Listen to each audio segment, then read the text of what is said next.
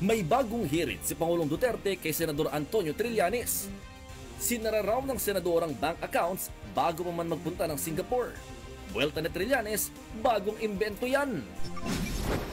Ipinakita rin ng Pangulo ang mga transaksyon sa bank accounts nito. Ang perang natatanggap doon niya, posibleng ginagamit para pabagsakin ng kanyang administrasyon.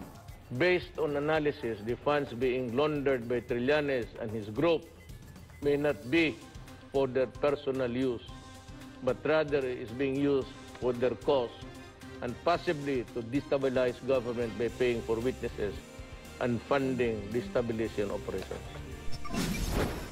Pumalag ang Office of the Ombudsman sa banta ng Pangulo na paiimbestigahan sila.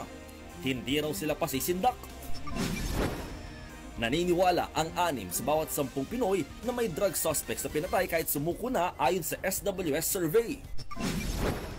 Kumpirmadong ginawa ang pagmamalupit kay Acho Castillo sa frat library ayon sa MPD. Posible pa raw nakainom ang mga taga-Aegis Juris Fraternity nang gawin ito.